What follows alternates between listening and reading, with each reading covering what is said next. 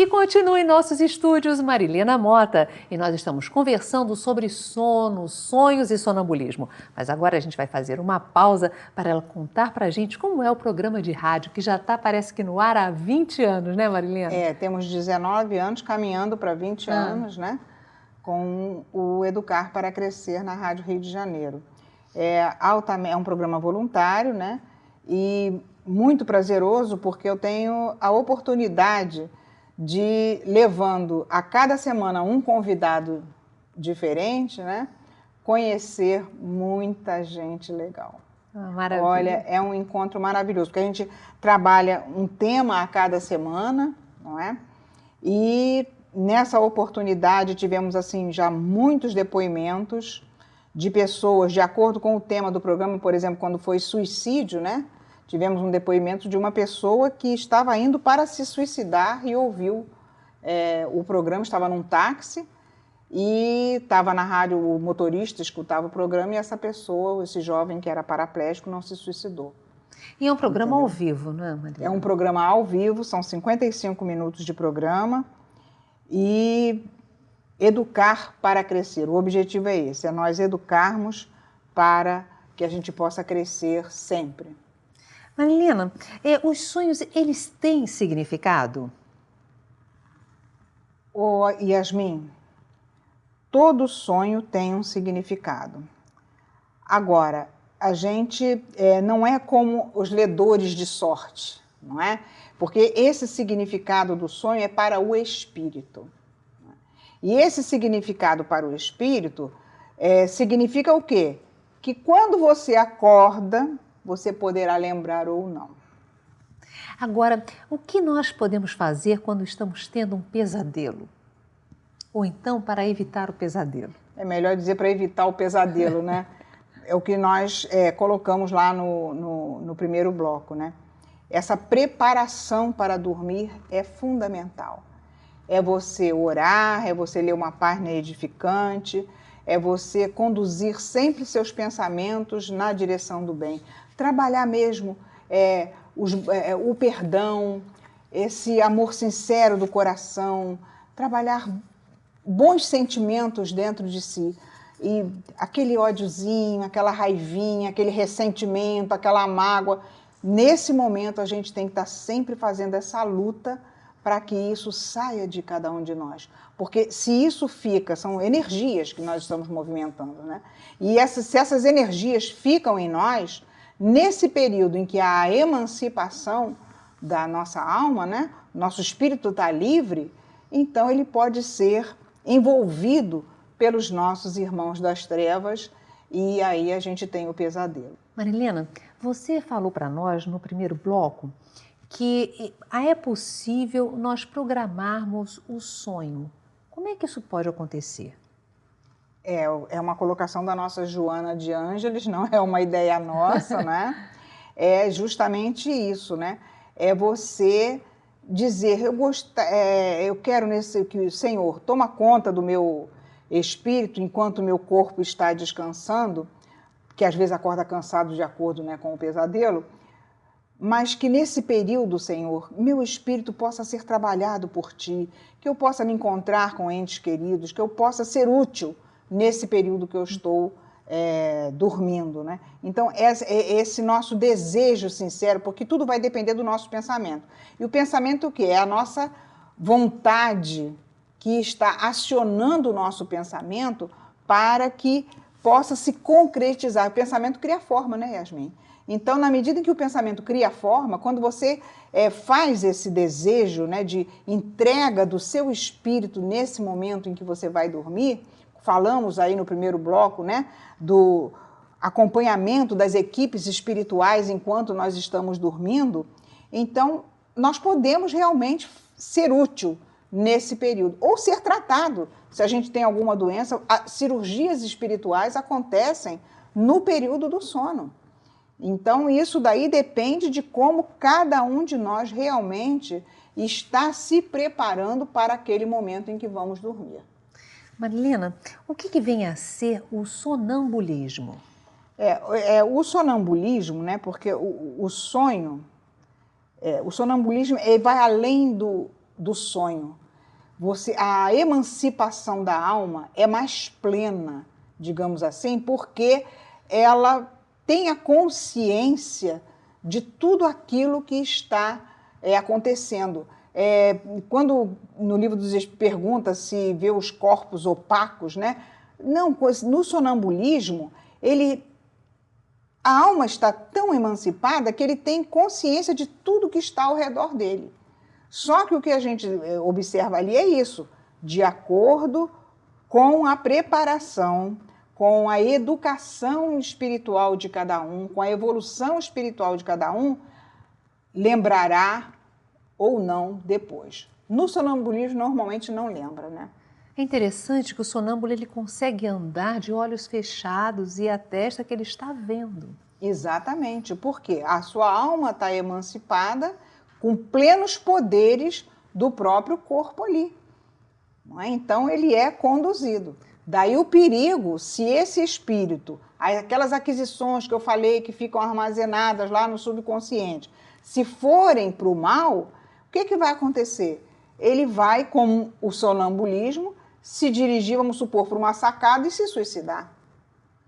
Então, olha que risco. Um risco muito grande e o quanto nós precisamos estudar, nos prepararmos até para uma situação como essa. O que fazer para ajudar um sonâmbulo? Yasmin, é isso que nós colocamos. Você, a nível material, falamos aí que pode chegar numa sacada e se suicidar, é você sabendo que tem um sonâmbulo em casa, né? Trazer tudo muito bem trancado, muito bem, você estar atento a isso. Mas, acima de tudo, conduzi-lo para o seu esclarecimento espiritual. Daí nós voltamos a bater naquela teclazinha do estudo sério. E nós temos aí não só a codificação kardeciana, né, o Livro dos Espíritos, que com muita propriedade nos explica tudo isso, né, os sonhos, sono, sonambulismo, êxtase, por aí vai, né? Então, a gente precisa estudar para a gente estar consciente, pleno daquilo que pode nos acontecer e como nós podemos evitar que essas coisas ruins aconteçam com a gente. E só estudando. É o estudo sempre o trabalho, né, Yasmin? O trabalho na direção do bem, como eu disse aí há um tempo atrás, não é? A gente trabalhando no bem, aprendendo a seguir os mandamentos da lei de Deus, né? O decálogo diz tudo para a gente. O decálogo está lá. Não furtar, não roubar, não matar, honrar o pai e mãe, está tudo lá.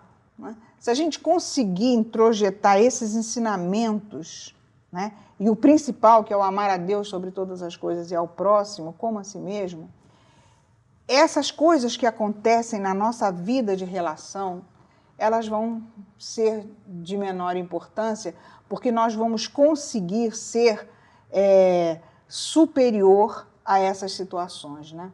Nós vamos, como a gente falou do exemplo, né? Que o exemplo, uma grama de exemplo vale mais que uma tonelada de conselhos, né? Então, a gente trabalhando, se melhorando, as pessoas estarão nos observando e os espíritos desencarnados também. Então, nessa observação que eles fazem da nossa conduta, nós não vamos ter problema, se somos sonâmbulos, não é? De ter esses arrastamentos, esses envolvimentos com esses irmãos que também são irmãos e que necessitam da nossa ajuda em termos espirituais. O passe na casa espírita pode ajudar nas crises de sonambulismo? Com certeza pode ajudar. E é muito importante, né? Você falou aí do passe, né? Que cada um de nós, quando estiver estudando, tenha o conhecimento do que o passe proporciona para cada um de nós, né?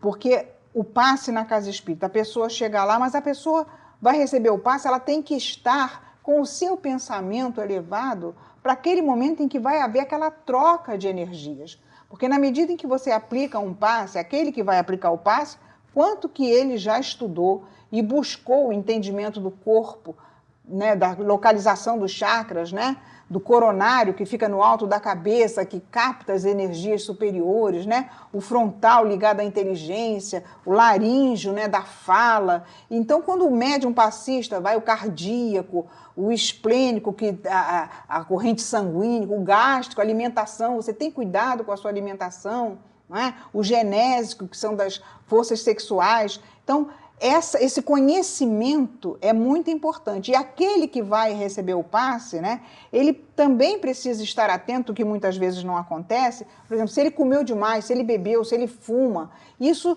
também provoca uma dificuldade, digamos assim, da penetração das energias daquele que está aplicando o passe, porque o passe é sempre misto.